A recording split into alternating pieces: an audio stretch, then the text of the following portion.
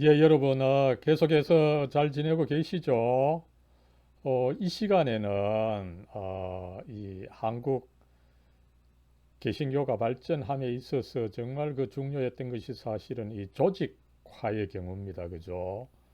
어, 특별히, 지난 시간에 제가 이 한국교회 초기에 있어서 그 발전에 어떻게 보면 뭐 가장 중요한 역할을 했던 것이 그 선교사들과 우리 한국 민족이 공통적으로 가지고 있었던 이 경전 중시 사상, 성경 중시 사상이다. 이것을 제가 말씀을 드렸습니다. 그런데 이 성경 중시 사상이 단순히 뭐 그런 하나의 일반적인 사회적 태도로만 있으면은 크게 발전이 안 되는 거죠.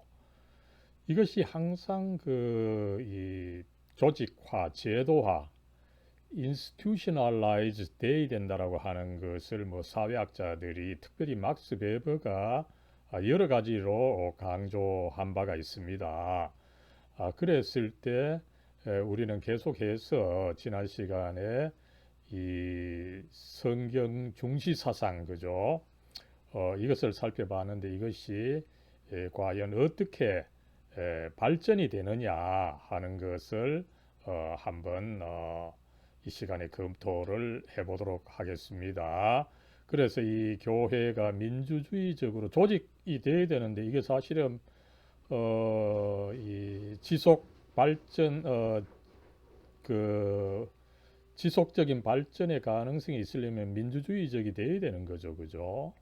그래서 이 조직이 뭐 아무렇게 돼야 되는 것은 아니고 민주주의적으로 조직이 돼야 되는 것을 우리가 생각할 수가 있는 거죠. 그럴 때 여러분 죄송하게도 제가 이 한국 장로교회를 주로 살펴보고 있습니다. 제가 학자로서 어떤 그 교파의 편파성을 가져야 되는 것은 아니지만 뭐 저도 이렇게 이 장로 교인의 한 사람으로 있습니다만 제가 굳이 속해 있다기보다는 이 자료의 편파성이 있음을 잠깐 말씀을 드립니다. 그죠?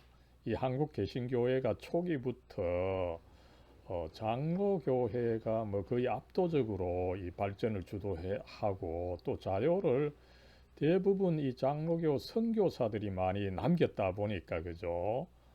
이쪽 자료에 의지할 수밖에 없다 보니까 이 장로교 중심으로 된다라고 하는 것을 조금 이 사과의 말씀과 더불어서 양해의 말씀을 드리는 것입니다.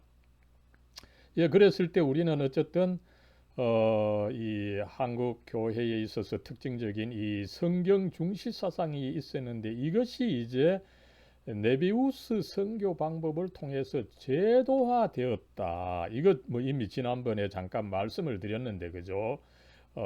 그러면 어떻게 그 제도화가 구체화되었느냐라고 하는 것을 이 시간에 한번 구체적으로 살펴보겠습니다. 그죠? 그래서 지난번에 말씀을 드렸던 것처럼 이 뭐 이것은 장로교뿐만 아니라 한국 개신교 전체가 이 성경 존숭 사상을 가지고 있었다는 거죠. 구체적으로는 이 성경을 문자적으로 해석을 하는 이 성서 문자주의입니다. 그죠? 그래서 초기부터 이 성경 공부를 중시한 그런 중시하면서 이것이 또 전국적으로 확산이 되면서 발전한 그런 이 흐름이 있었던 것입니다. 그죠? 그래서 이 선교사들은 심지어 한국 기독교를 성경 기독교 혹은 성경 중심 기독교다. 뭐 이거에 대해서는 이미 뭐 제가 지난 시간에 또 말씀을 많이 드렸다 보니까 이 시간에는 더 이상 뭐 말씀을 드리지 않겠습니다. 그러나 여기서 이제 우리가 한 걸음 더 나가서 생각해야 되는 것은 그죠. 이 조직화의 문제라는 것입니다. 여러분, 이 기독교가 이제 발전하기 시작하는 구한말과 일제 시기 그죠. 우리 한국 전체가 이 한반도 5천 년 역사에 있어서 아마 가장 그 어려운 때였습니다. 그죠?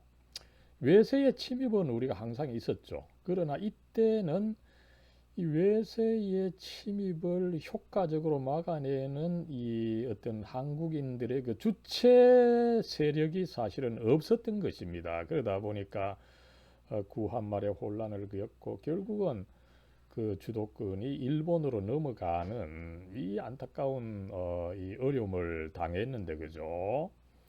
그럴 때 우리 한국 교회가 아무리 뭐 수적으로 발전한다 하더라도 그것이 조직화되지 않았다면은 그 혼란기를 이겨내지 못했을 것이다. 이것을 한번 예상을 할 수가 있는 거죠. 그랬을 때 과연 이 조직화가 어떻게 되었느냐 이것을 우리가 한번 깊게 살펴볼 필요가 있다는 것입니다.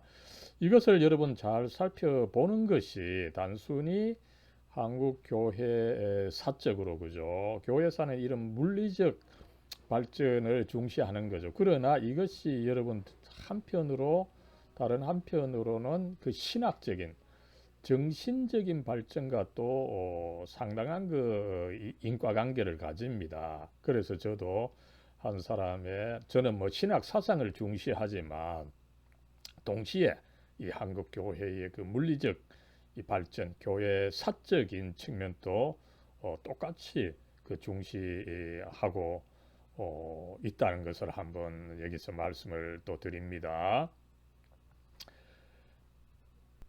예, 먼저 여러분 뭐 지난 시간에도 사진 그 몇 컷 그죠? 우리 초기에 있어서 이 네비우스 성경 방법에 따른 이 성경 공부가 얼마나 참 대단했느냐 하는 것을 뭐 사진 몇 컷을 통해서 보여드렸습니다. 이것도 뭐 대표적으로 제가 그때 말씀을 지난 시간에 한번 보여드렸습니까? 그죠?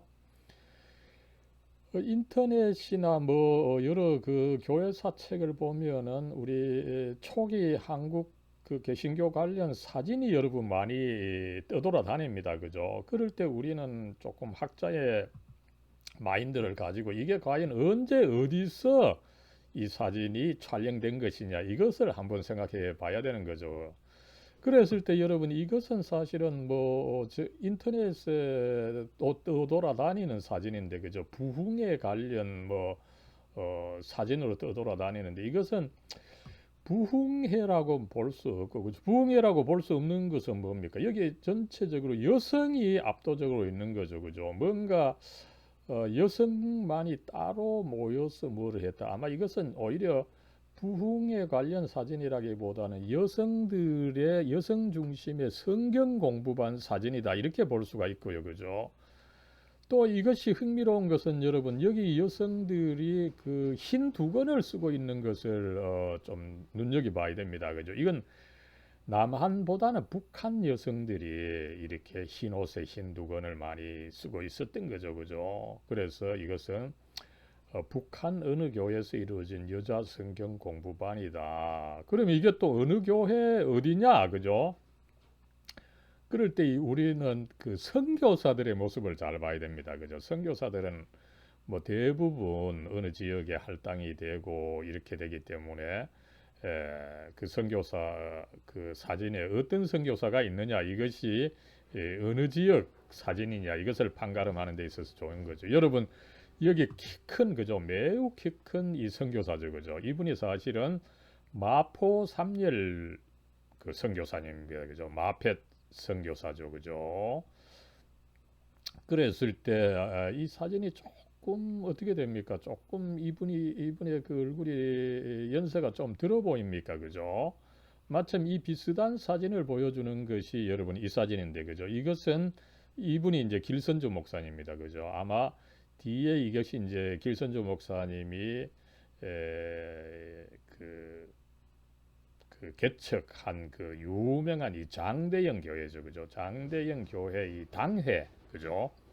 이때 아마 이 길선주 목사님은 아직 아마 장립이 되지 않은 채 조사로서 있었고 그래서 당회장으로 아마 마펫 선교사님을 이렇게 모시고 이 당회의원들 당회장 이 마펫 선교사, 그 다음에 이분은 그 이기람 선교사, 그죠? 그레이엄 리 선교사님이죠, 그죠? 이분이 이제 어쨌든 아마 당회장일 거고, 그 다음에 이 장로님들이 당회원으로 이 사진을 찍은 겁니다. 그죠? 여기서 우리는 이 마페 선교사님의 그 사진을 그 동일 이민임을 확인할 수 있는데, 여기서 이제 조금 더 늙으셨죠. 그래서 이것이 아마 1907년 이전이고, 그죠? 요것은 아마 1907년 이후 뭐 1910년 뭐 10몇 년, 그죠? 그래서 어쨌든 이 평양 장대영 교회 여자 그 사경회 혹은 여자 성경 공부반에 이제 그 마펫 선교사님이 와서 기념 사진을 찍은, 어쨌든 이 여자 성경 공부반의 그 수와 그 열기를 우리가 사진으로도 한번 느껴볼 수가 있는 거죠. 그 다음에 이것은 여러분 아마 이런 사진이 인터넷에 떠돌아다니고 이 사진이 언제 뭐 어떤 경우에 찍혔는지를 잘 그 설명하지 않고 있는데, 그죠? 이것은 뭐 제가 추정해 보건데, 그죠? 아마 1910년 전후에 전부 다 뭐 남자들이죠, 그죠? 남자 아마 갓쓴 어른들도 계시는 것으로 봐서 남자 성경 공부반의 그 사진이 아니냐. 그리고 여러분 이 건물이 그 유명한 이 평양 신학교 건물이죠, 그죠?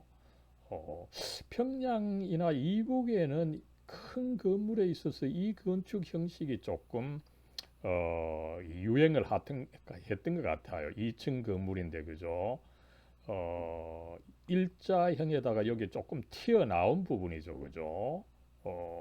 그리고 이제 요 창문들은 뭐 여기는 지금 닫혀 있지만 이게 아마 사실은 열 수 있는 것으로 되어 있고요, 그죠? 1층에 이제 아마 이 구운 벽돌을 쓰고 2층에는 이 나무로 뭐 흙을 이렇게 붙여서 기와집을 만든 이 스타일입니다만, 평양 신학교의 그 유명한 이 건물이었던 거죠. 그리고 이 산이 뭐 그때는 전부 다 이 민둥산이었죠, 그죠? 예. 이렇게 이 남자 성경 공부한 또 이렇게 그 붐을 일으켰음을 우리가 알 수 있고요, 그죠? 이게 이제 그 평양 신학교 초기 건물이라고 되어 있습니다만, 그죠? 아까 보여드렸던 그 건물 사진이죠. 그리고 또 이렇게 보면은 또 이 사진 또 하나 떠돌아다니는데, 이것도 이제 살펴보면은 이거는 여러분 앞에 이 평양신학교 건물은 아닌 것으로 알 수가 있죠, 그죠? 이 건물이 비슷합니다만은 여기서 이제 그 담이 없는데 여기서는 이제 담이 뭐 있는 것으로 보였어, 그죠? 담이 뭐 가까이 있고 저 건물이 조금 더 적어 보입니까, 그죠? 그랬을 때 어쨌든 이 건물이 평양신학교의 건물은 아니고, 그죠? 제가 추정해 보건데 이 평양 여성경학원이 아니겠느냐, 그죠? 나중에 이제 1912년에 여러분 총회가 이제 제1회 총회가 이제 그 설립이 되었을 때, 그죠? 그 축하 예배를 이 평양 여신학원에서 여자 성경 학원에서 그 예배를 드렸다, 이런 기록이 있습니다, 그죠? 그랬을 때 아마 이 평양 여자 성경 학원이고 거기에 이제 어른들이 앞에 있고, 그죠? 여기서 이제 두 권을 쓴 어른들이 여자 어른들이죠, 그죠? 그리고 그 아래에 댕기머리를 따은 이 여자 아이들 총총 서 있는 참 이 흥미로운 우리가 사진, 전부 다 아마 이 성경 공부 반이었던 것으로 우리가 추측을 해 볼 수가 있는 거죠. 여러분 이 사진은 사실은 2017년에 공개가 돼서 이 우리 그 영어로 미국 그 필라델피아에 있는 미국 장로교 그 역사 연구소에서 공개한 사진입니다, 그죠? 어쨌든 비교적 최근에 공개된 사진인데 대구에서 활동하던 아담스 그 아담스 아버지 아담스죠. 그 아들 아담스가 우리 계명대학교를 창립한 것으로 되어 있습니다만은 우리말로 안의화 선교사입니다. 이 안의화 선교사가 대구에 1895년에 와서 그죠. 우리 대구 선교부를 설치를 하고 이 대구 선교의 주춧돌을 놨던 이 양반입니다. 그죠. 그가 이제 1906년에 이 개성학교도 창립을 하고 그죠. 그다음에 동산병원 창립에도 주도적인 역할을 했던 어른이었습니다. 그죠. 그가 1917년에 여자 그 성경 공부반에 이 사진을 찍었는데 이것은 아마 이 교회는 제가 추정컨대는 제1교회의 구건물 이 건물을 헐고 새 건물을 지었다가 다시금 이제 새로운 건물로서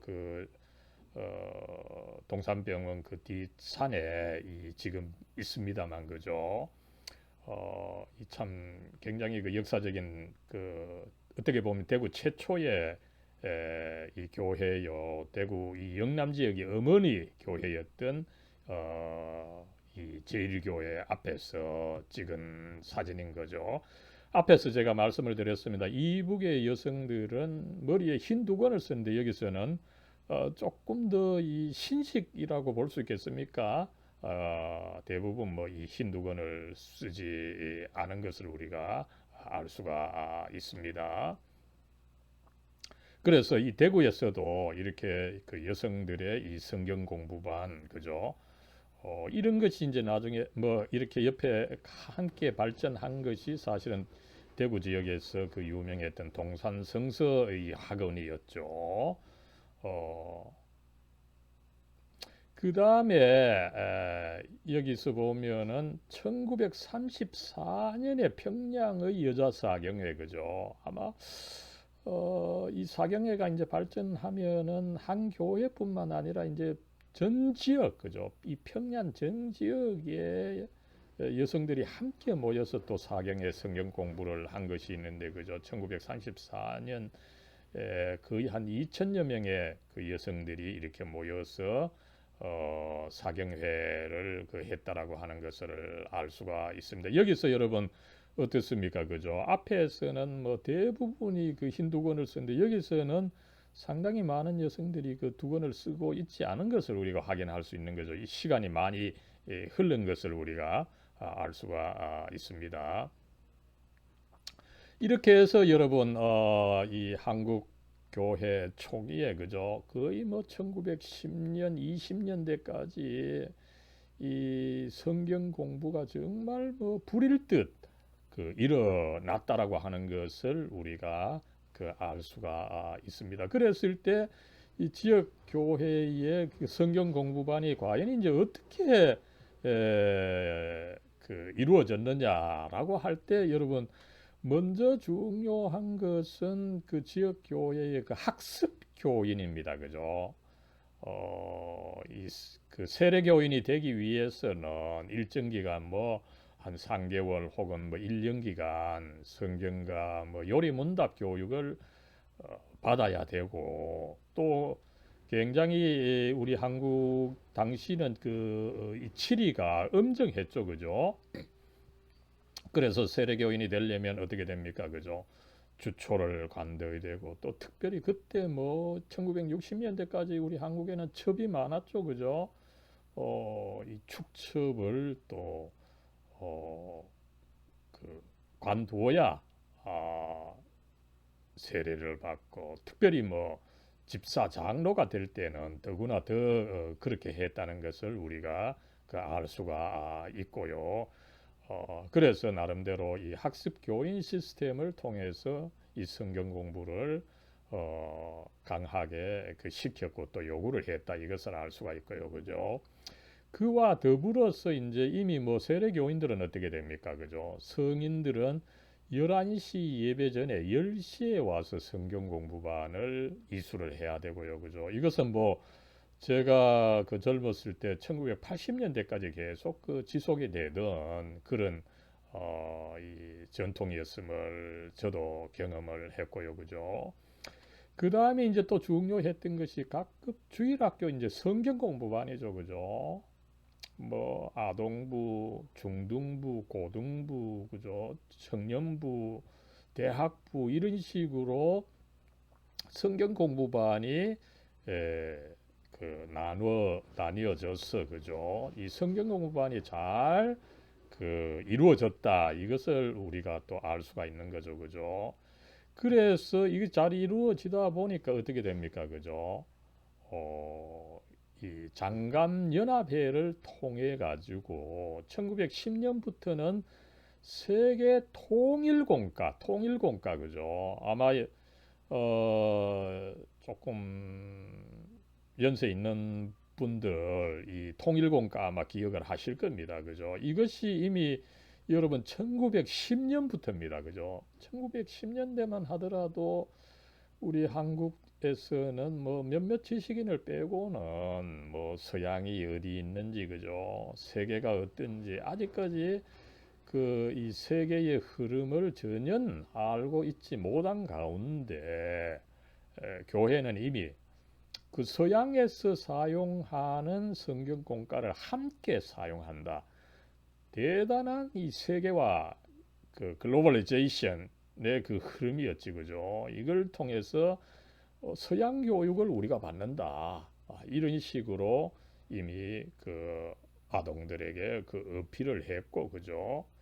또 그렇게 함으로 해서 이 하층민들의 아동 교육에 큰 그 이익을 여기서 이제 한글도 가르치고 그죠?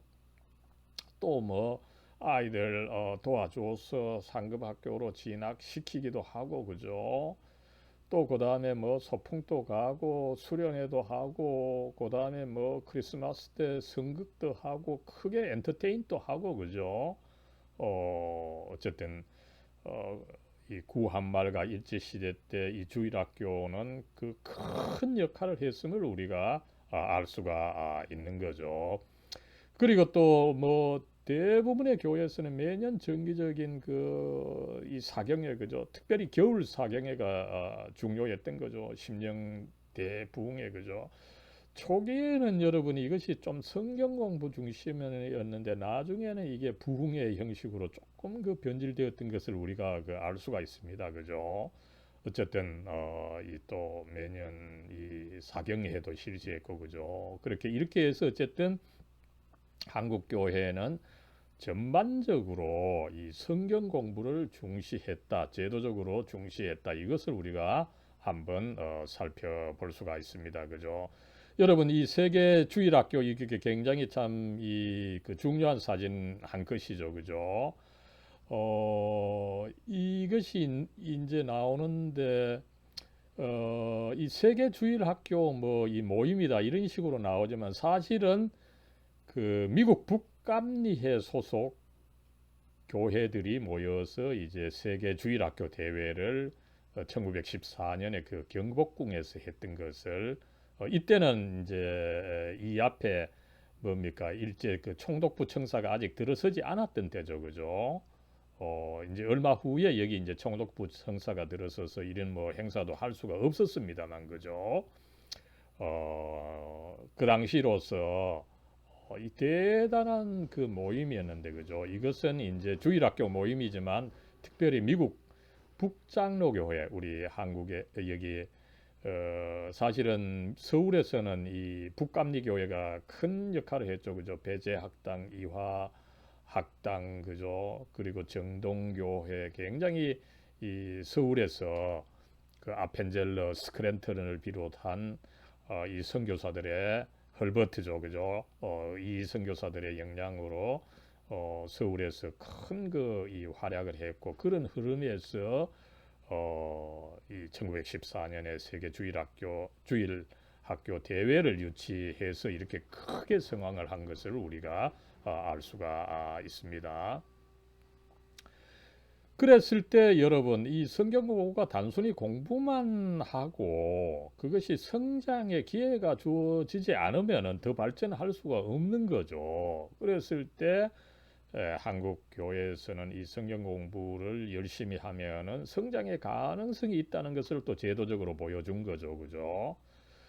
그래서 이 세례 교인들 중에서 성경 공부에 이제 뛰어나면은 또 뭐 더 어떤 그 심도 있는 성경 공부 과정을 통해서 매서인이 되거나 혹은 뭐 초기에 권서라고 불렀죠, 그죠? 매서인 혹은 이제 여전도인, 그 다음에 남전도인. 최초에는 이 남전도인은 따로 없었습니다. 왜 그렇습니까? 그죠? 남자들은 따로 뭐 교회의 자유로 나올 수 있었지만 여성들은 이때까지만 하더라도 반급 출입이 허락되지 않았기 때문에 여조인도인이 가서 집에 가가호 방문을 해서 이제 전도를 할 필요가 있었기 때문에 여전도인이 초기에는 훨씬 강했던 것을 우리가 알 수가 있는 거죠. 그리고 이제 어떻게 됩니까? 남성의 경우 이제 이 교육을 말을 좀 잘하고 교육을 시킬 수 있는 그 소질이 있으면 선교사들로부터 조사 혹은 이제 장로로 선택이 되고 그죠. 이분들이 이제 뭐 앞 뒤에 이제 말씀을 드리겠습니다만은 결국은 그 평양 신학교에 입학을 해서 또 목사가 될 수가 있었던 것을 우리가 알 수가 있습니다. 아무쪼록 단순히 성경 공부만 했을 뿐만 아니라 이 성경 공부를 잘하고 계속 그 하기를 원하는 자들은 이런 식으로 또 그 성장할 수 있는 기회가 있다 보니까 성경 공부가 그 지속될 수 있었음을 우리가 알 수 있습니다. 그죠? 예, 메서인의 모습이죠. 그죠? 초기에 이건 아마 이런 뭐 댕기머리가 있는 걸 봐서 아마 1910년 이전이라고 볼 수 있는 거죠. 그죠? 어, 야소교 서회, 그죠? 대한기독교 서회에서 아마 나름대로 뭐 또 이렇게 뭐 도움을 받든지 해서 어쨌든 성경과 여러 이제 그 전도 문서, 그죠? 이런 것을 판매하고 여기에 이제 사람들이 오면 이 매서인이 또 기독교를 소개를 하고, 그죠? 이 전도사 역할도 했던 것을 우리가 알 수가 있습니다. 그 다음에 이제 이것은 여자 선교사죠, 그죠? 여자 선교사가 이제 전도하러 갈 때 여전도인입니다, 그죠? 그리고 여전도인을 이제 돕는 뭐 이 선교사를 돕는 분이 이제 당나귀의 이 짐짝인데 여기는 아마 필히 성경과 또 여러 가지 전도 문서를 가지고 다녔던 것을 알 수가 있습니다. 여러분, 이때 아마 이것도 1900년 전후의 사진 아니겠습니까? 그죠? 그때 이 산들을 보면 대부분이 민둥산이죠. 그죠? 산에 나무를 없애서 참 이 한국이 헐벗었으니까 외국 사람들이 올 필요가 없다. 그죠? 이뭐그 위정척사, 그죠? 이 외국인을 받아들이지 않았던 이 구한말의 참 어려운 사정을 이 민둥산이 잘 증거하고 있는 것을 우리가 또한 살펴볼 수가 있습니다. 그죠? 그 다음에 이것도 그 여자 선교사 그 스네블리라고 하는 여자 선교사가 이제 또 순회 그 전도할 때에 뒤에 이제 어르신이 이 당나귀에 또 많은 아마 이 성경과 전도 문서를 가지고 다니는 것을 알 수가 있습니다. 그리고 이것은 이제 조금 아마 1910년대, 20년대에 그죠? 그 스웨르라고 하는 이 선교사인데 이분이 쓴 그 유명한 그 한국 그 이 부흥에 관련 책도 있습니다만 그죠? 이때는 이제 당나귀를 타고 다니지 않고 자전거인데 그죠? 여러분 이 1910년대 20년대 자전거는 참 자동차 못지않게 그 신기한 물건이었죠, 그죠? 그때 이제 뭐 이 자전거를 안경차다, 그죠? 이 두 개가 안경처럼 보였으니까, 그죠? 안경차다 이렇게 부르기도 했습니다만은 사람들이 이 자전거 보러 또 오게 되면은 또 거기서 또 전도도 하고, 그죠? 근데 아무쪼록 이 선교사들 뒤에는 나름대로 그 매서인 그 건서가 또 이 성경과 전도문서를 같이 가지고 다니는 것을 우리가 확인할 수 있고, 여기서도 그 산이 민둥산임을 우리가 한번 또 확인할 수가 있습니다. 예, 이렇게 해서 이제 이 지역 교회에서 그죠? 이 성경 공부 그죠? 이것이 이제 네비우스 시스템을 통해서 불처럼 일어나니까 그죠? 이것을 이제 더 조직화해야 되는데 뭐 따로 이 성경 공부 시스템을 위해서 조직만 했다면은 큰 의미가 없었을 겁니다. 그죠? 그럴 때에 마침 이 장로교회가 어떻게 본다면 굉장히 자연스럽게 에, 그런 성경 공부 또 성경 공부를 또 나름대로 어, 기초적으로 조직한 이 네비우스 선교 방법 이것을 이제 또 전국적으로 체계화한 이 조직 결국은 이 노회와 총회인데 그죠? 합해서 뭐 상회라고 부릅니다만 그죠? 이것이 이제 필요했던 것인데 뭐 성경 공부를 조직하기 위해서 따로이 조직하기 했다기보다는 장로교회의 본성이 이런 그 조직이죠, 그죠? 지역에서 당회를 조직하고 지역 그 개교에서 당회를 조직하고 그다음에 지역에 상당히 많은 교회가 이제 노회를 구성하고 전국의 교회들이 총회를 구성하고 이것이 이제 뭐 장로교를 시작했던 스코틀랜드 특별히 미국에서 일어난 일이었고 한국에도 당연히 이 과정을 거쳤는데 이것이 이제 이 상회의 조직이 성경 공부를 조직한 네비우스 시스템을 자연스럽게 흡수를 해서 어떻게 보면은 그 상승 효과를 냈다 이렇게 우리가 한번 볼 수가 있는 거죠. 그랬을 때 여러분 이 장로교회가 그죠 이 노회와 총회를 구성한 거 이것은 뭐 오늘날 우리에게 있어서는 굉장히 당연한 것이지만 역사를 엄밀히 공부하는 사람들 그 당시 자료들 그다음에 그 당시 그 국내 국제 정황 그리고 이 전체적인 흐름에서 본다면은 이 장로 교회가 이 동로회 총회를 구성했다라고 하는 것은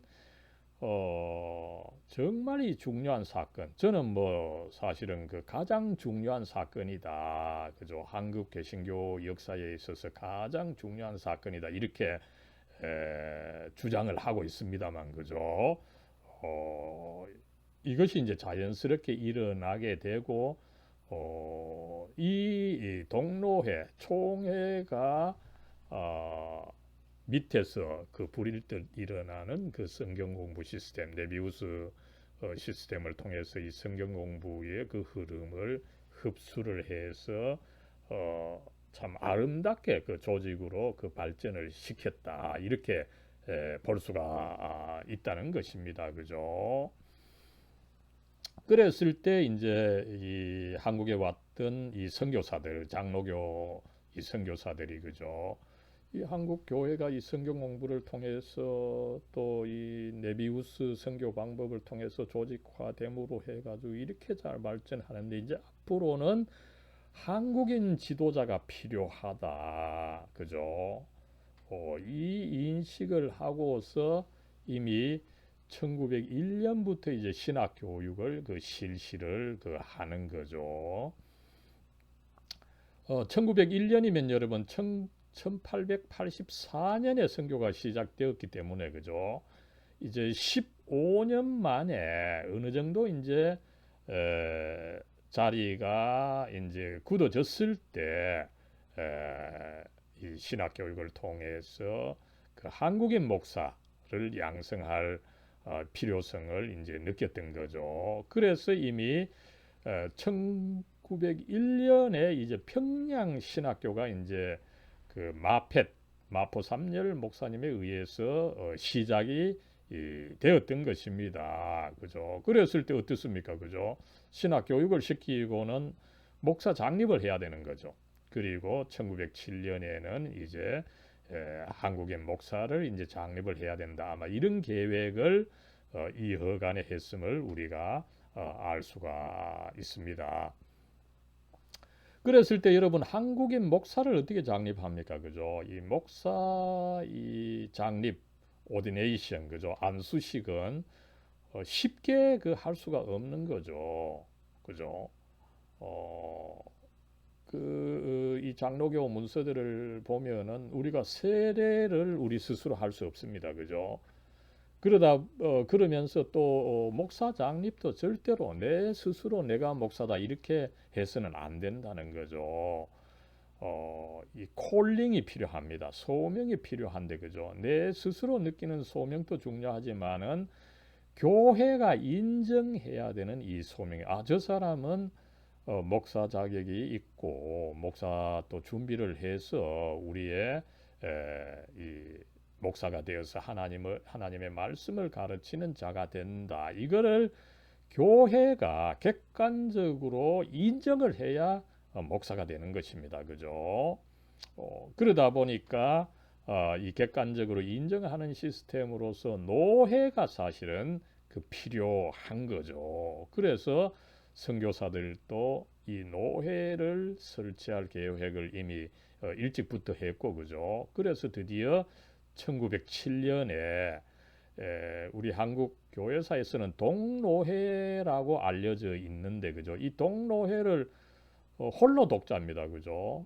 그래서 우리 전조선에 한 개밖에 없었으니까 동노회다 이랬는데 아닙니다. 이걸 사실은 뭐 어떻게 보면 제가 뭐 이 최초로 밝힌 그 공로가 있어서 이걸 뭐 좀 좀 자랑이지만 소개하는데 이게 사실은 독립노회의 주말입니다. 그죠? 이거 뭐 제 논문에 이 동노회 대한예수교 장로회 동노회 뭐 설립 과정과 그 의의라고 하는 그 논문 여러분 한번 읽어 보시기 바랍니다. 그죠? 거기서 제가 이 밝힌 바입니다만 그죠? 더 정확한 그 전부터 사용한 명칭은 조선 자유장로회입니다. 여기서 자유라고 하는 것은 independence, 독립이란 말입니다. 그죠?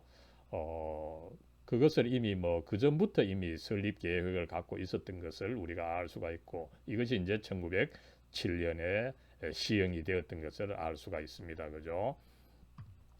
그래서 이 노회 조직이 필요했는데 그죠? 이미 1901년에 한국에서는 그 빨리 이 조선 자유 장로회가 그 필요하다, 독립노회가 필요하다, 동노회가 필요하다 이것을 이미 결의를 했고 그죠? 그럴 때 그러면 이 동노회를 만들어야 되는데 어떻게 만들어야 하느냐 할 때에 그죠? 그때 이 한국에 와서 활동하던 이 장로교 선교사들은 서양의 그 네 개의 이 장로회로부터 파송된 선교사들이었죠, 그죠? 뭐 수적으로 먼저 본다면 미국 북장로교회가 그 뭐 거의 뭐 이 절반 그죠? 상당히 그 많은 부분을 차지했고 그죠? 그 다음에 미국 남장로교회, 그 다음에 카나다 장로교회, 호주 장로교회 그죠? 이 선교사들이 와서 활동하고 있었기 때문에 어떻게 본다면은 각각 따로 그 노회를 설치할 수가 있었을 겁니다. 그죠? 여러분 감리교회가 그랬습니다. 그죠? 감리교회가 초기부터 활동했지만 감리교회는 비교적 늦게 1930년에 미국 그 북감리교회와 남감리교회가 연합을 했고 거의 뭐 그 30년 이상 거의 한 40년간을 따로 이 감리교회는 그 활동을 했던 게 그만큼 여러분 어느 정도 이 선교가 진척이 되면 그죠? 이 연합한다는 것이 힘든다라고 하는 것을 감리교회가 보여주는 거죠. 그러나 흥미롭게 장로교회에서는 초기부터 이 네 개 다른 장로교 파의 선교사들이 연합했고 이 연합이 굉장한 그 시너지 효과를 가졌음을 우리가 알 수가 있는 거죠.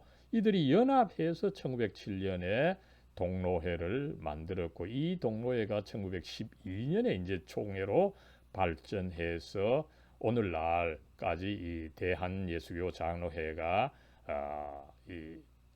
존속이 되어 온 것을 알 수가 있습니다. 그랬을 때 여러분 뭐 이 노회 및 총회 조직 속에서 이제 이 성경 공부 과정, 성경 공부를 우리가 이야기를 하고 있으니까 이것을 먼저 이야기를 하고 네 개의 다른 이 장로 교파들의 이 활동 그거를 지도를 보면서 또 조금 후에 말씀을 드리겠습니다. 먼저 이 총회 조직 속에서 이 성경 공부 과정 그죠? 특별히 뭐 개교회에서의 성경 공부반은 앞에서 이미 제가 여러 가지로 있었음을 말씀을 드렸고 그죠? 그 다음에 이제 노회 및 이 선교부 그죠? 가령 우리 대구 지역을 예를 든다면은 대구에 이제 대구 선교부가 있었고 대구 선교부와 긴밀하게 활동을 하는 안동의 선교부가 또 따로 있었습니다. 그죠? 이건 뭐 청주도 그렇고 전주도 그렇고 그죠? 그 다음에 이북에 있어서 중요했던 것이 뭐 재령, 강계 이런 그 선교부가 그 노회에서만이 아니라 이 선교부에서도 나름대로 이 성경학교를 운영했던 것을 알 수가 있는 거죠. 그래서 이 대구 경북 지방에서는 이 해방 이전까지는 경북 노회입니다. 그죠? 경북 노회가 여러분 굉장히 컸죠. 그죠? 경북 노회 산하의 성경 공부반 이거 이제 나중에 동산 성서학원으로 발전이 된 것으로 알고 있습니다만 그죠? 여기가 있었는데 안동에는 이 선교사들이 또 작지만 이 선교부를 가지고 있어서 안동에 이제 안동의 성경 공부반 인노절 그죠? 우인이라고 하는 이 선교사의 한국명이 인노절인데 그죠? 이 인노절 선교사가 이제 이 성경 학원을 개설했습니다. 여기에서 공부했던 사람이 사실은 우리 장로교 목사님으로서 유명한 이원영 목사님, 봉경 이원영 목사님 그죠? 우리 학교에 봉경관이 있습니다만 그죠? 이 안동 선교부에서 운영하던 이 성경 공부반 인노절 성경 학교에서 공부했음을 우리가 알 수가 있습니다. 그죠? 그랬을 때 이제 노회에서 주관하는 성경 공부반도 있고 그다음에 작은 선교부가 주관하는 이 성경 공부반도 따로 있었다고 하는 것을 우리가 알 수가 있고요. 그죠? 그다음에 또 총회 주관의 성경학교가 있고요. 그죠? 그다음에 또 총회 주관의 성경통신과가 또 따로 있었음을 우리가 여러 목사님들의 전기를 통해서 이원영 목사님도 이 성경통신과를 또 했던 것을 제가 파악한 바가 있습니다만 그죠? 그리고 이제 결국은 이 모든 것이 이제 수렴이 되어서 이 목사가 될 때는 이 평양 신학교 그죠? 장로의 평양 신학교였습니다만 그죠? 평양 신학교 평신으로 알려져 있는 참 이 일제 시대까지만 하더라도 유명하고 참 대단한 이 신학교였음을 우리가 알 수가 있습니다. 그죠? 그래서 이 남성의 경우는 이와 같이 다양한 경로를 통해서 장로 조사가 되고 그죠? 거기서 또 나름대로 뭐 큰 교회의 추천을 받거나 이 선교사의 선택을 받아서 평양신학교에 입학하고 평양신학교에서는 보통 보면 이 3년 과정입니다. 그죠? 3년 과정을 이수해서 이수하고 노회의 시치를 받아서 이제 안수를 받는 이런 과정이 있었는데 이런 모든 것이 나름대로 이 네비우스 성경 공부 시스템이 이제 전국적으로 이제 확대된 경우다. 이렇게 우리가 이해할 수가 있고 이렇게 해서 이제 성경 공부는 단순히 성경 공부만 하는 것으로 끝나는 것이 아니라 그 공부를 계속해 나갈 때 나름대로 그 발전에 개인적인 그 발전이 있는 그 가능성이 있었는데 그죠? 그것이 이렇게 전개되었음을 우리가 한번 확인해 볼 수 있는 것입니다. 예, 이렇게 해서 이제 이 네비우스 성경 공부를 통해서 그죠? 이것이 이제 전국적으로 발전이 되고 이것이 또 노회 총회를 통해서 더 이 제도적으로 발전되었을 때 그죠? 그것이 이제 이 통계상으로 드러나는 거죠, 그죠? 여러분, 이 통계가 굉장히 그 중요한 이 초기의 통계입니다, 그죠? 이것은 이 대한예수교 장로의 노회 회록, 동로회록입니다, 그죠? 이것이 이제 1907년 동로회 1회부터 총회 1회 1912년에 있었던 총회 그 1년 내 그 기록 그 노회록이죠. 노회록 총회록이죠. 그죠? 이것이 이제 1913년에 나왔는데 이 책이 한국 장로교의 초기의 역사를 알려주는 굉장히 그 중요한 책이죠. 그죠? 여러분 이것을 이제 뭐 이 제목을 치면은 연세대학교 그 기독교 고문원 콜렉션에서 우리가 그 볼 수가 있습니다. 그죠? 거기에 그 나오는 부분인데 그죠? 여기에 이제 보면은 이것이 이제 여러분 1907년 이제 그 동로회 1회 창립총회에 이제 그 통계로 나온 보고표인데 그죠? 그러니까 1907년에 보고됐으니까 1906년 그리고 또 참 흥미롭게도 이 1906년 보고입니다. 이건 1905년의 활동 그죠? 그리고 이제 이건 이제 1905년이지만 사실상 1904년에 그 활동을 그 보여 주는 거죠. 그죠? 그랬을 때 여러분 이 통계가 굉장히 그 재미있는 것을 보여주는데 먼저 여기에 보면은 목사 조사가 나오고 그죠. 그 다음에 이제 매서인이 나오고 그죠. 그리고 여전도인이 나옵니다. 그죠. 그래서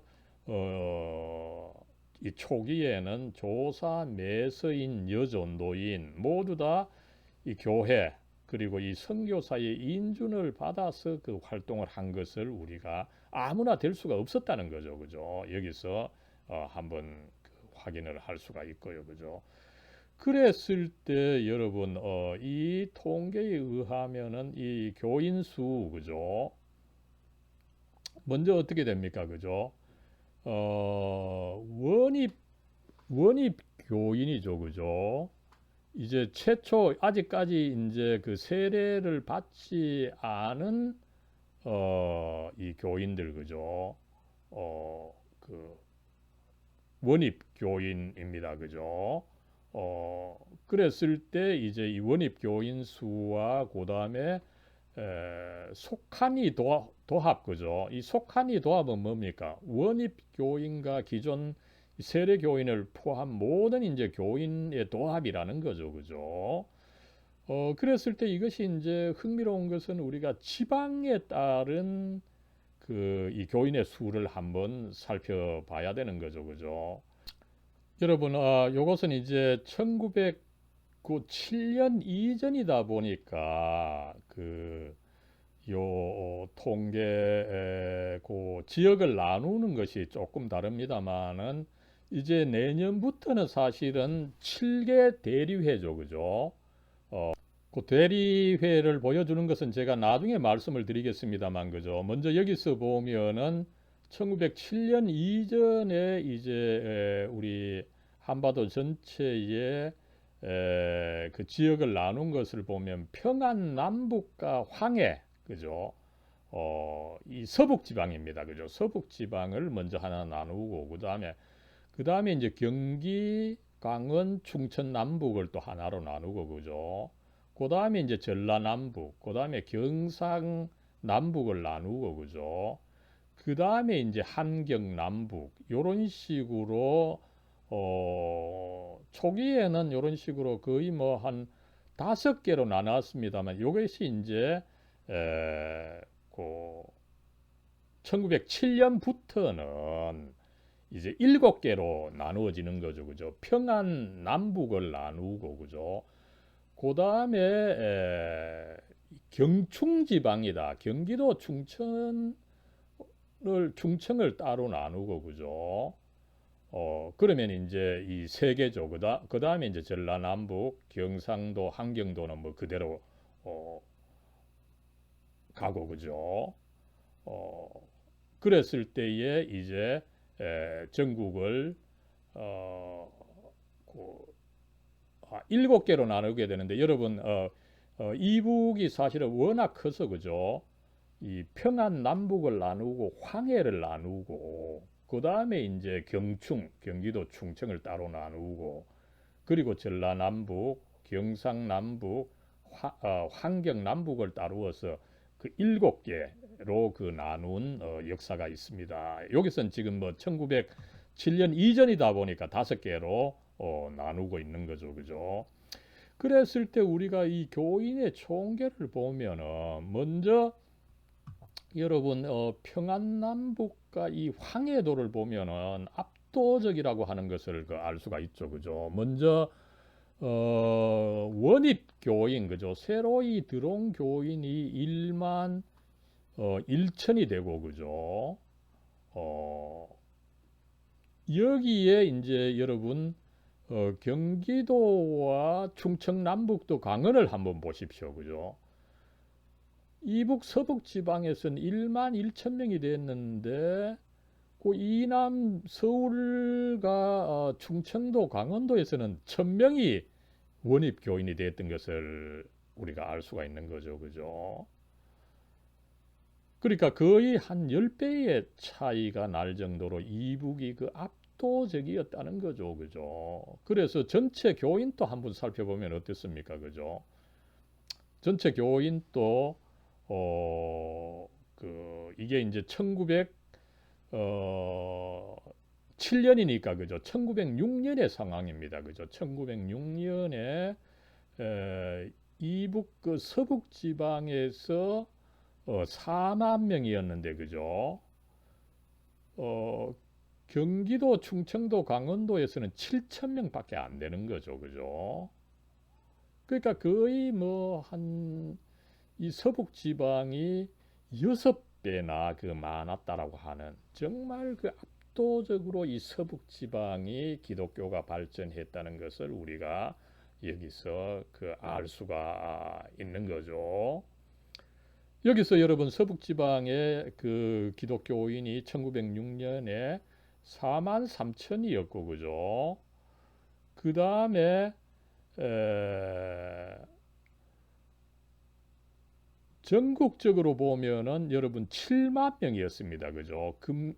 도합 금년이라는 것은 1907년인데 그죠? 1907년이라고 하는 것은 1906년에 그 상황을 그 알려주는 것이다 보니까 1906년에 전국적으로 7만이었는데 서북 지방에서 여러분 4만 3천 명의 절반이 넘었는 거죠.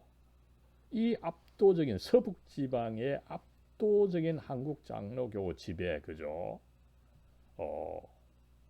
참 이게 중요합니다. 그죠?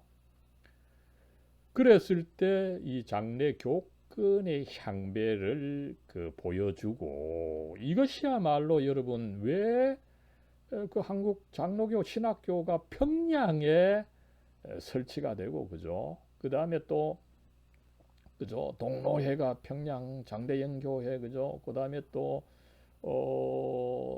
이제 1912년 총회 그 창립 총회가 평양 그죠? 여자신학원 그 다음에 또 평양 신학교에서 있었던 거죠.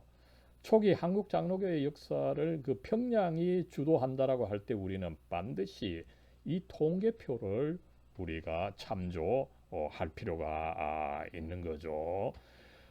이 교권의 문제가 결국 이 한국 분열을 이해함에 있어서 그 절대적으로 중요한 것을 우리가 여기서 한번 확인할 수가 있고, 이것은 뭐 나중에 제가 계속해서 아마 이 통계 자료를 사용해서 말씀을 드리도록 하겠습니다. 이렇게 해서 아무쪼록 여러분, 이 동로회가 평양을 중심으로 해서 발전하게 되는데, 그죠? 이런 배경을 이해함에 있어서 우리가 그 교계 예양이라고 하는 게 있었습니다. 그죠? 여기서는 뭐 이것이 이제 국민일보 보도 자료인데, 선교지 분담도라 이래 됐으면 정확한 명칭은 교계 예양입니다. 그죠? 이것이 있었는데 이제 앞에서 이미 제가 뭐 잠깐 설명을 했습니다만은, 장로교회는 그 네 개의 그 서양 장로 교회가 우리 한국에 와서 이제 이 선교사를 파송해서 선교를 했다, 이렇게 말씀을 드렸습니다. 그죠? 그것을 정확하게 보면, 그죠? 먼저 제일 중요했던 것이 장로교 기준으로 본다면은 이 평양과 서울, 그리고 이 영남 지방을 그 선교했던, 그죠? 그리고 뭐 전라도 지방을 주로 선교했던 이 장로교회죠. 그죠? 그랬을 때 이 네 개의 이 선교사들의 그 분담 지역, 그죠?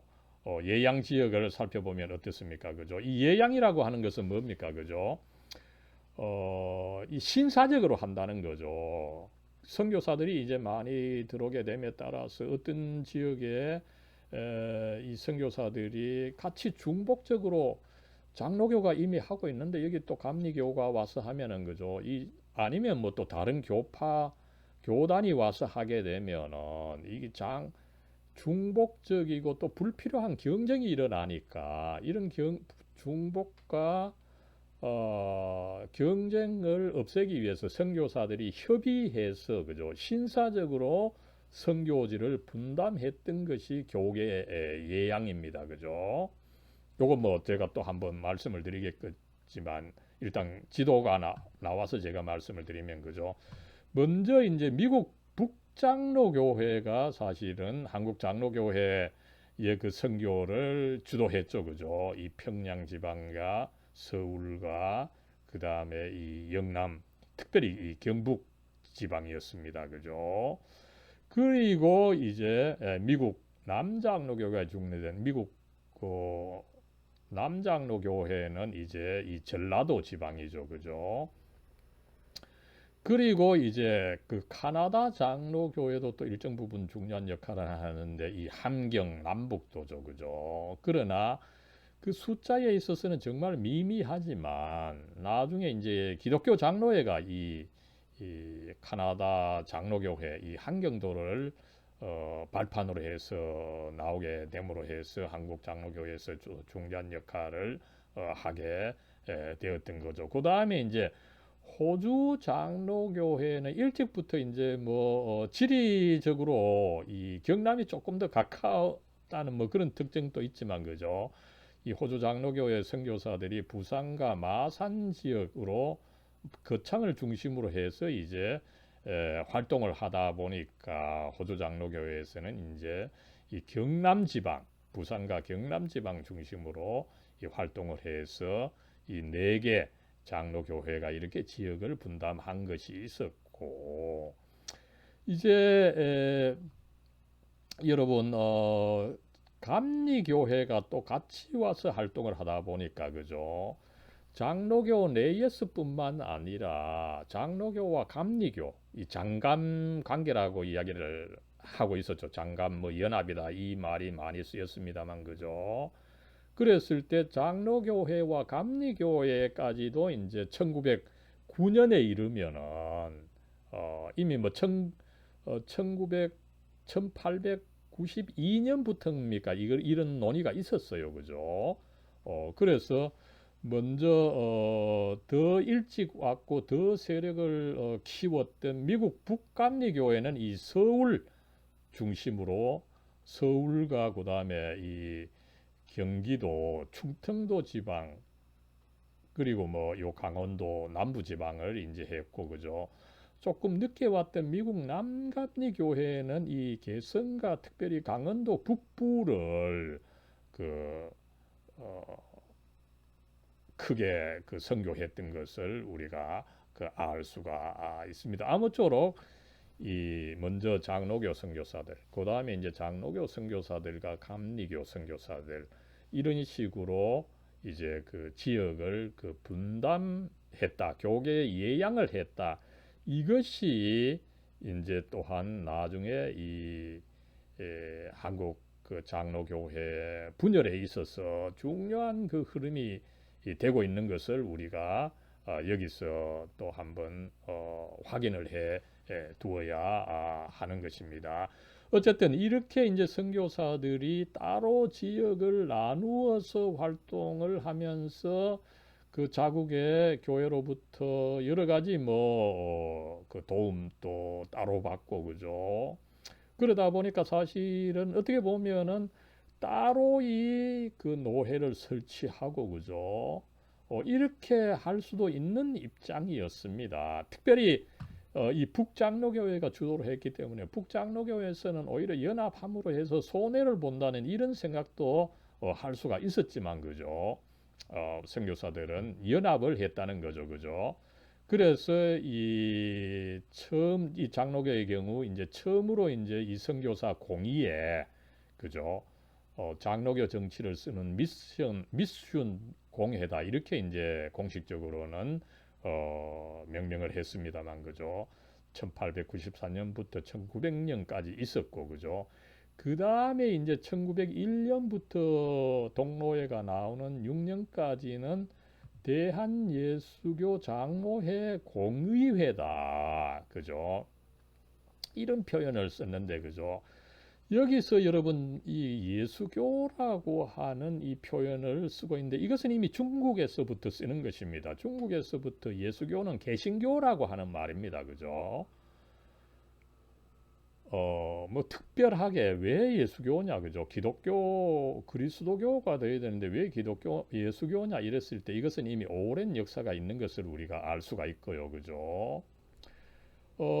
그래서 이제 이 1906년까지 이미 대한예수교 장로회 공의회가 있었습니다. 상회가 이미 있었던 거죠, 그죠? 이 상회가 이제 본격적으로 한국인 목사를 창립을 하고 한국인 목사 장로가 이제 공의회에 동일한 선교사들과 동일한 권리를 가진 이제 어떤 그 상회를 만들 필요가 있었을 때 1907년에 이제 앞에서도 말씀을 드렸습니다마는 이 선교사들을 파송한 네 개의 다른 이 장로 교단 그죠?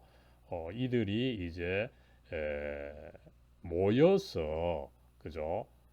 이 그 역사를 읽어보면은 본국 장로교회로부터 이제 독립하겠다 이것을 허락을 이제 다 받습니다, 그죠? 그래서 이 사람들이 선교사들이 이제 본국 장로교회로부터 독립을 해서 한국인들과 함께 연합을 해서 그죠? 뭐 독립 한국 장로교회다. 그죠? 혹은 이제 그 대한 예수교 장로회다. 이것을 이제 구성을 한 것입니다. 이 이제 이름이 뭐 독립노회, 동로회, 그죠? 뭐 가장 흔하게는 동로회라고 하는 표현이 사용이 되었던 거죠, 그죠?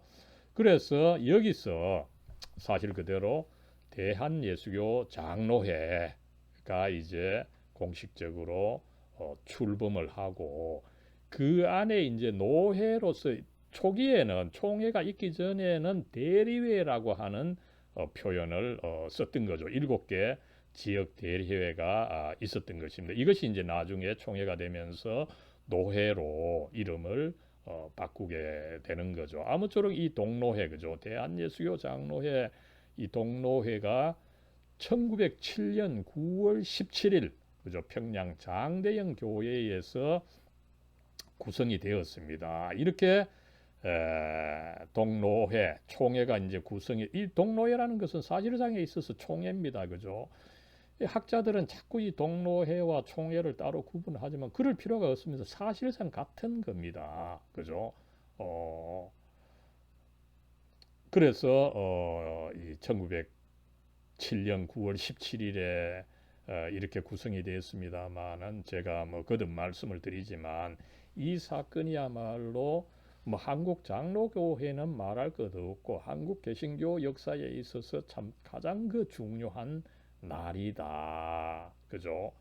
이렇게 말씀을 드릴 수가 있고 이것이 이제 한국 장로교회의 그 생일이라는 거죠. 그죠?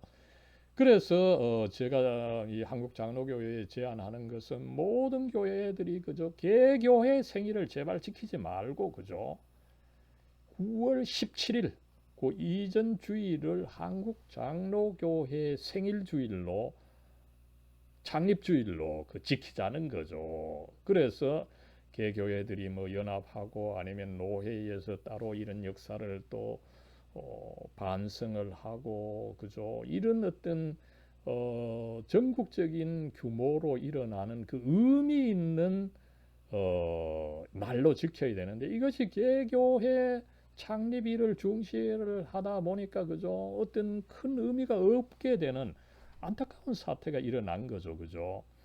여러분 여기서 이제 제가 강조한 것이 뭡니까? 제 논문에서도 강조했지만 미국의 그 이 설립 과정하고 비슷하다는 거죠. 그죠? 여러분 미국의 이 청교도들이 이미 1620년대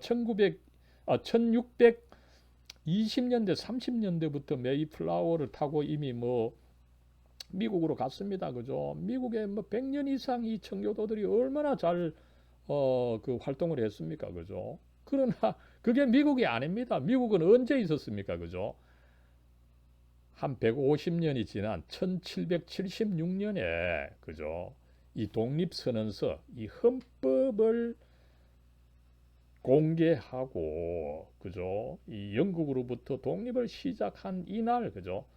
1776년 7월 4일입니다. 그죠? 이 인디펜던스 데이를 미국에서 정말 그 성대하게 지킵니다. 그죠? 제가 뭐 이 미국에 좀 살았지만 그죠? 매년 그 7월 4일 그죠?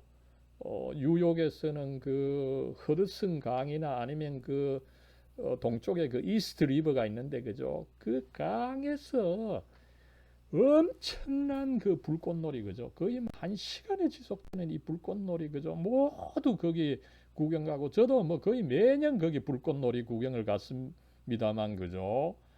미국은 정말 이 독립기념일 건국일입니다. 그죠? 이것을 성대하게 지키는 것을 제가 이 경험을 했는데 그죠? 그러니까 여러분 뭐 한국 장로교회가 뭐 자연스럽게 이미 그 선교사들이 입국하는 1884년부터 있었다 이렇게 봐도 과언이 아닙니다. 그러나 그때의 교회는 아직 조직이 되지 않은 제대로 된 교회가 아닌 거죠. 한국 장로교회가 본격적으로 있기 시작한 것은 사실은 1907년 이 동로회가 조직이 되고 나서 이제 본격적으로 장로교회가 있게 된 것입니다. 그죠?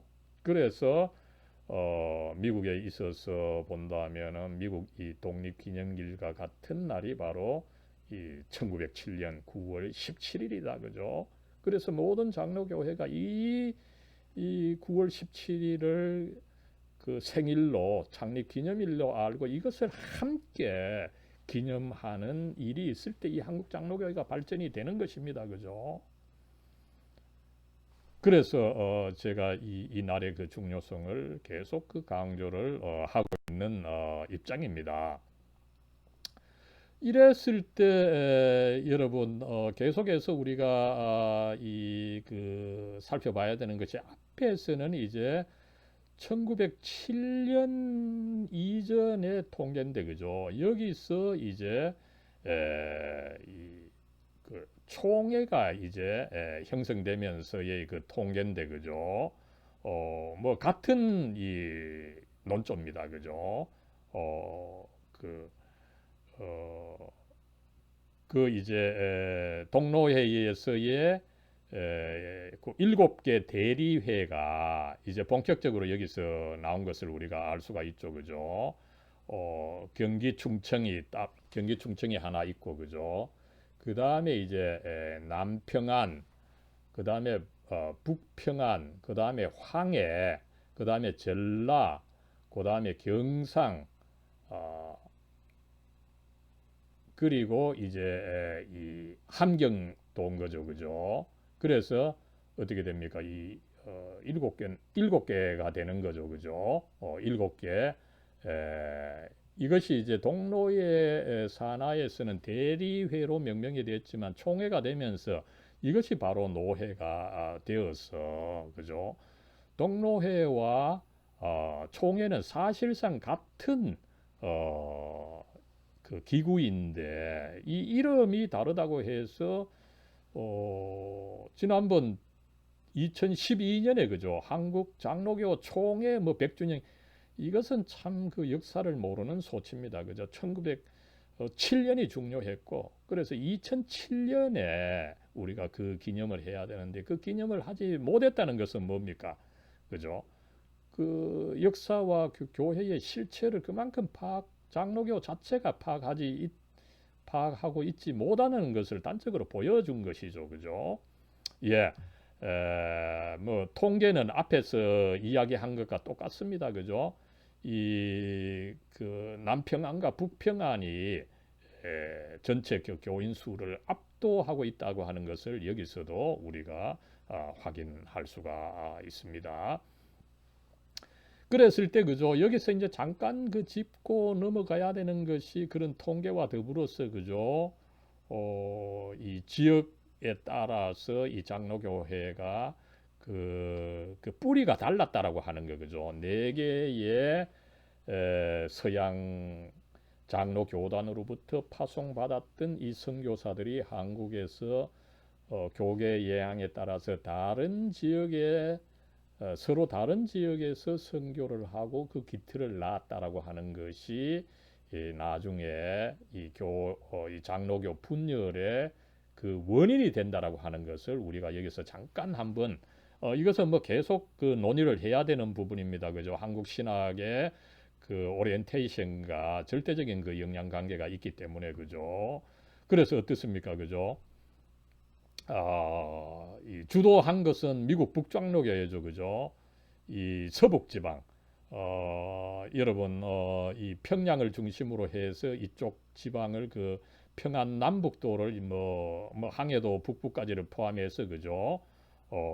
이 서북 지방이라 그러죠. 여기에 이 독립 그 인사들이 그 많았고 그죠? 전통적으로 여기에 이 인물들이 굉장히 그 뛰어난 인물, 강한 인물들이 많아서 항상 이제 그 경기와 호남, 기호지방이라는 거죠, 그죠? 이 서북지방과 이 기호지방의 이 어떤 갈등, 이것은 뭐 교계뿐만 아니라 임시정부 그죠? 임시정부에 계속 이 서북파와 기호파 그죠? 나뉘어서 그 분열이 되었던 그 아픈 역사가 있음을 우리가 알 수가 있는데 이것은 교계 분열에도 직접적인 영향을 미친다는 것을 알 수가 있는 거죠. 어쨌든 여러분 원래는 이 한 교단에서 그죠? 1907년에 시작을 해서 그죠? 1950년 전쟁까지 거의 뭐 한 40년 이상 그죠? 43년간 이 하나의 장로 교단으로 있다가 그죠? 먼저 52년에 그 신사참배 문제를 통해서 고려파가 이제 분열이 되고 그죠? 그다음에 53년에 기장이 분열이 되고 그죠? 그리고 59년, 60년에 이제 합동과 통합이 이제 이 분열이 됩니다만 그죠. 그래서 결과적으로 이 합동, 통합, 고신, 기장 이 네 개의 주류 교단이 생겼지만 여기서 다시금 거의 뭐 200교단으로 분열이 됐다는 것이 이제 국민일보 윤중식 기자가 2017년에 이 보도한 그 자료인 거죠, 그죠? 이렇게 이제 분열이 됐을 때, 뭐 앞에 어쨌든 네 개의 그 주요 교단의 이제 분열사를 보면 어떻습니까, 그죠? 이 선교사들의 이 선교지 분담, 이 교계 예양과 깊은 연관을 가지고 있는 것을 알 수가 있죠, 그죠? 먼저 고신의 분열은 어떻습니까, 그죠? 이 호주 선교사들이 주로 이 선교를 했던 이 경남 지방을 중심으로 해서 고신이 분열된 것을 알 수가 있고, 그죠? 그 다음에 이제 1953년에 기장은 어떻게 됩니까? 그죠? 이 함경도 카나다 비교적 조금 자유로운 입장을 취했던 이 함경도 사람들이 이제 김재준 목사님을 중심으로 해서 분열을 하고 여기에 이제 전라도 사람들이 상당히 가세를 함으로 해서 기장이 기독교 장로회가 분열이 되고 그죠. 그 다음에 이제 중요한 것이 1959년 60년에 합동인데 그죠. 합동은 왜 합동입니까 그죠. 요 분열되는 어간에 잠시 이제 고신이 잠시 이제 이 합동과 통합과 분열되어 있던 이 그룹과 이제 그 합동을 하게 된 거죠, 그죠? 그래서 여기서 이제 합동이라는 말이 나오고 아마 여기에 대응해서 이 합동 측을 뭐 한편으로 밀어냈던 그 측이죠, 그죠? 거기서는 이제 연동 측입니다, 그죠? 이 승동 측과 연동 측, 연동 측은 이제 통합으로 이제 그 명명이 됐습니다만 요게 왜 합동과 통합이냐 이 정확하게는 제가 알 수가 없지만 그러나 역사적 사실은 뭡니까? 이 승동 측과 연동 측이 이제 분열이 됐을 때 이 승동 측 여기에 이제 박형용 박사가 주도했던 거죠, 그죠? 박형용 박사가 원래는 이제 이 사실은 해방되면서 고신 측에 있다가 이 승동 측으로 넘어온 거죠. 그러면서 이제 고신과 합동이 잠시 그 연합을 함으로써 합동이라고 하는 이름을 붙였고 여기에 아마 연동 측은 우리는 그럼 통합이다 이런 식으로 했지 않겠느냐. 이 네 교단의 분열사를 볼 때 이 지역의 문제 이것이 그 작동하고 있음을 우리가 알 수가 있는데 그죠. 흥미로운 것은 어쨌든 이 합동과 통합의 분열인데 그죠. 여러분 이 합동 측은 박형용 박사가 주동이 됐습니다. 그죠. 그랬을 때 박형용 박사는 사실은 이 서북 그 선천에서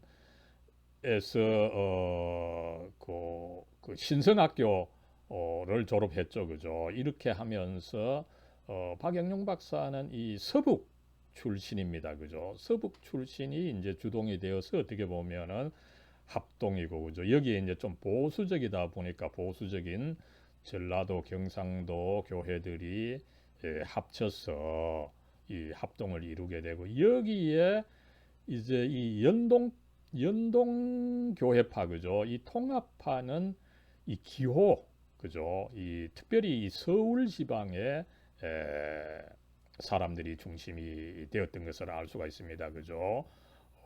이때 이제 지도자가 사실은 그 한경직 목사님인데 그죠. 이 한경직 목사님은 사실은 이 신의주 출신이지만 이 공산주의가 진주함에 따라서 그죠. 일찍 이 서울에 와서 영락교회를 중심으로 해서 서울 중심으로 이미 그 세력을 굳힌 것이 있습니다. 그죠. 여기에 비해서 합동 측의 그 지도자였던 박형용 박사님은 어떻습니까? 그죠? 그 어간에 뭐 만주로 갔다가 나중에 또 고려 신학교 부산으로 갔다가 다시 이제 이 서울로 왔기 때문에 오히려 그 근거가 이 한경직 목사님은 이미 서울로 되어버린 데 반해서 박경영 박사님은 조금 그 근거가 미약해서 이 서북파들의 후원을 더 받았던 것이 아니냐 이렇게 추측을 할 수 있습니다만 아무쪼록 이 그 승동파와 연동파 그죠 합동과 통합의 분열에 있어서도 이 서북파와 기호파의 그 갈등이 크게 작동했음을 우리는 여기서 한번 확인할 수 있습니다. 여러분 제가 왜 이것을 강조합니까? 그죠? 한국에 있어서 교파 분열은 신학적인 이유보다는 그죠? 이 사실은 지역파입니다. 이 한국의 참 이 어떻게 보면은 참 너무 이 뭐라 그럴까요? 그죠? 이 한국의 정말 이 숙명적이고 어떻게 보면 숙명적이고 어떻게 보면 이 한국을 죽이는 민주주의를 죽이는 갉아먹는 이 나쁜 이 지역주의 그죠? 이것이 뭐 오늘날 정치에 그대로 고스란히 드러나지만 그죠? 우리 교회에서도 그 어떻게 보면 가장 큰 요인으로 작동을 했고 이 지역주의가 한국 교회에서 지역주의가 한국 교파 분열에 뭐 절대적인 역할을 했고 교리적인 역할은 사실은 2차적이라고 하는 것을 우리가 여기서 확인할 수 있는 거죠. 그죠? 그러나 학자들은 뭡니까? 계속해서 그죠?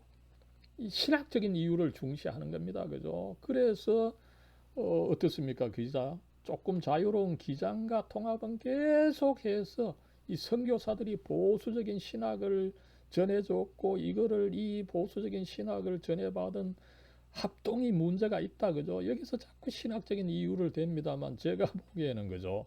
물론 뭐 그 이유도 상당합니다. 그러나 그것보다는 이 지역적인 이유가 더 강했다라고 하는 것을 우리는 알 필요가 있는 거죠. 그죠? 그 책임을 선교사들에게 넘긴다라고 하는 것은 그 참 이 성인으로서 책임적인 태도가 아닌 거죠. 우리 자신에게 특별히 지역주의에 먼저 책임이 있고 그것을 극복해야만 참된 신학으로 넘어가는 것이지 그거 놔두고서 자꾸 어떤 뭐 신학을 이야기하는 것은 그것은 맞지 않다. 이것이 저의 입장이라고 하는 것을 한번 말씀을 드립니다. 그죠? 다행히도 여러분 최근에는 그런 이 지역적인 문제를 그 반성하는 흐름이 있습니다. 그죠? 이만열 교수는 아직까지 뭐 그런 어, 넌지시 뭐 그런 이야기를 하고 구체적으로 제시를 하지 않고 그죠? 이상규 고신대 교수님 그죠? 어떤 그 이 파벌 의식, 당파성, 지연 이런 것이 그 중요했다 그죠? 한못 하고 있다는데 이것을 조금 더 크게 봐야 되는 거죠, 그죠? 그리고 정병준 이 서울 장신대죠, 그죠? 장신대가 아니라 서울 장신대 교수도 이 신학 논쟁과 결합된 지역을 기반으로 한 교권 투쟁이 그 중요했다. 이것을 이야기를 하고 있는 거죠, 그죠? 그러나 여러분 이것을 사실은 학문적으로 증명한다는 것은 쉽지 않은 일입니다, 그죠? 여러분 아무쪼록 이 한국 장로교의 분열의 문제를 우리가 아프지만 이것을 살펴봐야 되는 것은 한국 교회의 그 신학을 그 확인하는 데 있어서 필요해서 제가 이렇게 조금 길게 말씀을 드립니다. 예, 그렇게 할 때에 여러분 이 조직이 중요하다 보니까 그죠. 장로교회가 이렇게 조직이 됐습니다만 그죠. 다른 교파도 조직을 했음을 우리가 알 수가 있는 거죠. 그죠. 먼저 1921년에 이 성결교회가 감독제로 이렇게 연합을 했음을 알 수 있고요. 이 성결교회는 그러나 나중에 이제 거의 뭐 세 개의 또 교단으로 나누어지고 그죠. 나누어졌던 거죠, 그죠?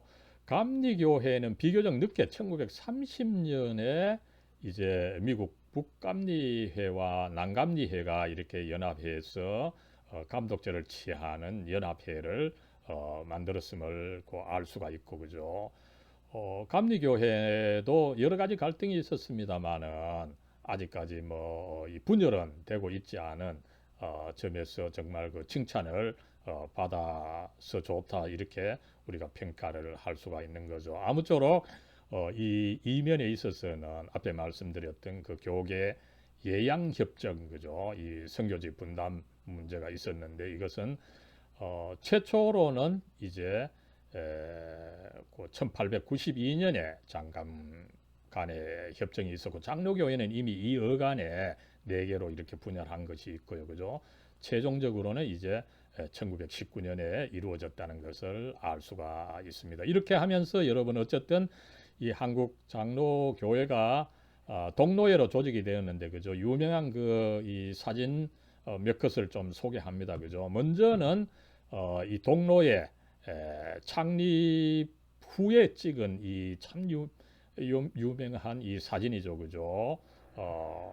1917년 9월 17일 창립하면서 아마 기념하기 위해서 이렇게 모였던 것 같습니다. 그죠?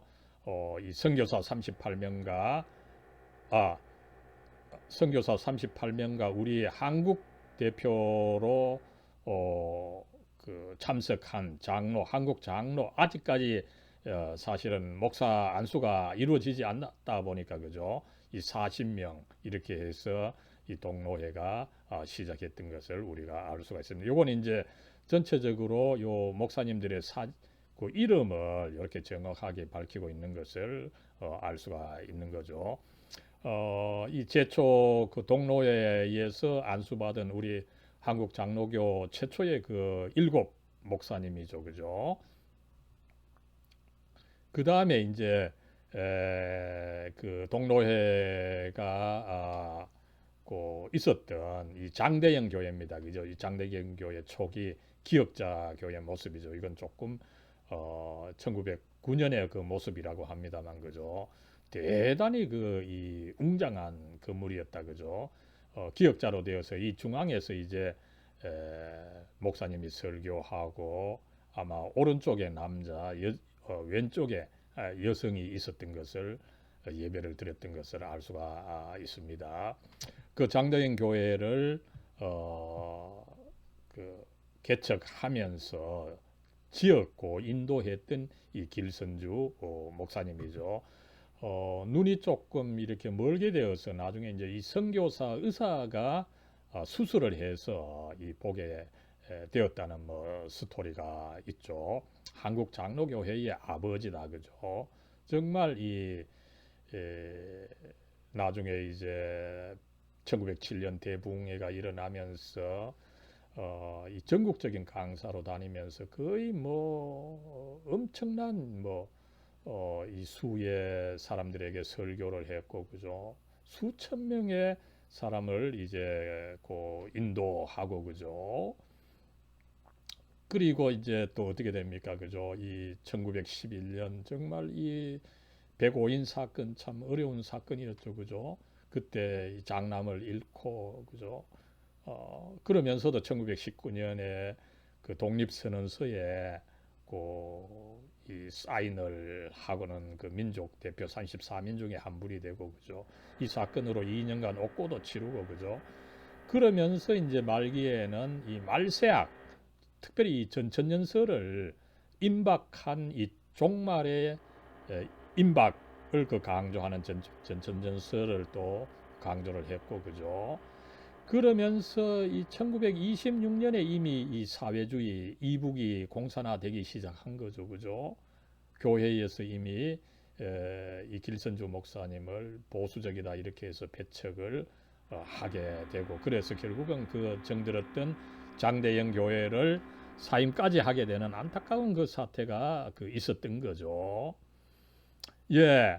그리고 나서 이제 이 동로회가 5년간 발전해서 총회로 발전했을 때 그 총회의 사진 모습을 보여주는 이 유명한 이 사진이죠, 그죠? 여기 좀 확대한 것입니다만, 그죠? 불행하게도 이 사진이 이제 그 중요한 자료 코리아 미션 필드죠, 그죠? 일제 시대 때 그 이 선교사들의 활동을 잘 보고한 것으로 유명한 것입니다만은 이 1912년 11호 11월 호에 이 사진이 나왔는데 그죠? 불행하게도 이 사진이 도대체 어디서 찍혔는지를 이야기를 안 하고 있습니다. 그죠? 이것은 이미 우리가 앞에서 확인을 했지만 이 평양 신학교인 거죠. 그죠? 그런데 이 평양 신학교에서 총회를 하고 이렇게 사진을 찍었는데 이 인터넷 사진을 보면 이것이 평양 여성경학원에서 찍은 사진이 아닙니다. 제가 이제 그 회록을 읽어 보니까 9월 1일에 이제 시작을 했습니다. 그리고 이튿날 평양 신학교로 장소를 옮겨서 총회를 하고 아마 사진은 평양 신학교에서 찍은 것으로 그 알 수가 있는 거죠. 이 평양 신학교의 그 유명한 그 2층 건물입니다. 그죠? 그랬을 때 여러분 이렇게 교회 조직이 중요하다 이것을 다시 한번 생각을 해야 됩니다. 이것을 그 대한예수교 장로의 그 동로회 설립 과정과 그 논문에서 밝혔습니다만 그죠. 교회에 있어서는 이 조직이 중요하고 조직이 중요한 나머지 장로교에서는 3대 표지 중에 하나로 제시를 하고 있는 거죠. 그죠. 말씀의 설교가 있어야 되고 이 설교만 해서는 안 된다는 거죠. 많은 사람들이 그죠. 누가 설교하고 교인 몇 명 모이면 그게 교회다 이러는데 그건 참된 교회는 아니라는 거죠. 그죠? 참된 교회는 뭡니까? 설교가 있어야 되지만 성례가 있어야 됩니다. 그죠? 여러분 성례는 누가 시행할 수 있습니까? 그죠? 아무나 할 수 있는 것이 아니라 장로교에서는 합법적으로 안수받은 목회자에 의해서 이 성례가 시행이 돼야 된다. 이것을 조건부로 제시를 하고 있습니다. 그죠? 그러면은 합법적으로 안수를 받으려면 어떻게 해야 됩니까? 그게 이제 세 번째와 연결이 되는 거죠. 교회 정치 조직이 있어야 된다는 것입니다. 여러분 왜 정치 조직이 필요합니까? 그죠? 그 조직이 지속하려고 하면 제대로 된 제도가 있어야 된다는 것입니다. 그죠? 아무리 훌륭한 카리스마가 있는 개인 집단이라 하더라도 그죠? 여러분 3, 40년입니다. 그죠? 이것을 우리는 통일교 여러분 잘 됐습니다. 그죠? 한국에서뿐만 아니라 국제적으로 잘 됐습니다만은 카리스마가 있던 문선명이 사망하니까 그죠? 어떻게 됩니까? 약화되는 거죠. 제대로 된 조직이 없기 때문인 것입니다. 세계적으로 통용되는 조직이 없기 때문인 거죠. 여러분 그랬을 때 이 교회의 이 정치 조직이 중요한데 그죠? 이 정치 조직은 헌법에 의한 정치 조직이라고 하는 것이죠. 헌법이 있어야 됩니다. 이 조직만 잘 되었다고 해서 되는 것이 아니라 그 조직과 여러 가지 이 구성에 관한 이 헌법이 있어야 된다는 거죠. 예, 이렇게 해서 이제 이 교회 조직이 중요하다, 정치가 중요하다 이것을 한번 살펴봤습니다. 그러나 이제 문제는 뭡니까, 그죠? 한국에 있어서 모든 부분에 있어서 문제는 이 한국 정치, 국회와 정부가 보여주는 것처럼 정치가 문제입니다. 그죠? 교회에서도 정치가 중요하지만 이 정치가 제대로 되지 않고 있는 것이 이 한국의 그 문제다. 이것을 한번 확인을 할 수가 있습니다. 그죠? 예, 여러분, 이제 마지막으로 그 교회를 우리가 연구함에 있어서 이 교회 조직이 사실은 간 중요하다. 이것을 알 수가 있는데 그런데 불행하게도 한국 그 교회 지도자들, 특별히 신학하는 사람들조차도 이 교회 조직을 그 경시하는 그런 흐름이 있어서 이것을 잠깐 이 반성하는 것이 필요하다고 봅니다. 이것에 대해서는 뭐 제 논문에서 이미 잘 밝혀놨는데 여기서 짧게 한번 살펴보겠습니다. 그죠? 여러분 앞에서 제가 말씀을 드렸습니다만은 이 대한예수교 장로회, 그죠? 이 동로회가 얼마나 중요하냐, 그죠? 오늘날 200개 이 장로 교단이 모두 이 대한예수교 장로회를 쓰고 그 모체로 삼고 있습니다. 그죠? 이것은 이 대한예수교 장로회가 얼마나 중요한가 하는 것을 단적으로 보여주는 경우라고 보겠습니다. 그죠? 그러나 이것을 우리 역사는 정말 그 경시해 왔다고 하는 것을 알 수가 있는데, 그죠? 대표적인 증거가 그 기념일을 지키지 않는다는 거죠. 앞에서도 제가 말씀을 드렸습니다만, 그죠? 그 한국에 있는 모든 장로교회, 그죠? 이 대한예수교 장로회가 창립한 1907년 9월 17일을 그 기념일로 여기고, 그죠? 그 주간을 이 기념 주간으로 해야 됩니다. 그죠? 그러면서 개교회 그 창립일을 기념하는 것을 좀 버려야 되는 거죠. 그죠? 개교회 창립일, 개교회 역사 이것을 강조하는 것을 버리고 대한예수교 장로회를 강조하는 것을 해야 됩니다. 그래야 더 분열이 되지 않는데, 그죠? 근데 이것을 뭐 공적으로 중시하지 않은 흐름이 있는 거죠. 그죠? 이 날이 중요한지를 모르다 보니까 다른 날을 중요하게 기념해온 안타까운 날이 있는 거죠. 그죠? 그 대표적인 것이 아마 한국 기독교 역사에 있어서 가장 삐까번쩍하게 기념했던 날이 여러분 1984년에 있었던 한국 기독교 100년이라고 하는 이 기념 사건이었습니다. 그죠? 저도 그때 뭐 청년 시절이라서 기억을 합니다만, 그죠? 여의도에, 그죠? 엄청난 인국 사람 교인들이 모였고, 그죠? 이때 아마 빌리 그레함이 왔습니까? 그죠? 대단한 이 기념을 1984년 이 한국 기독교 100주년의 이름으로 했던 거죠. 그죠? 근데 왜 100주년입니까? 그죠? 단순히 한국의 최초로 그 선교사가 그 호레이스 알렌 선교사가 1884년에 뭐 어떻게 보면 우연히 입국을 했던 것이고, 그죠? 그것을 기념하기 위해서 1984년에 100주년을 기념했던 안타까운 사건이 있는 거죠. 그죠? 그러나 그렇게 기념하는 데는 또한 그 역사가 있었음을, 특별히 그 한국 개신교 선교를 주도해 왔던 미국 북장로교 이 선교사들의 영향이 컸음을, 이 북장로교 선교사들 중심의 이 한국 장로교 선교사들이 뭡니까?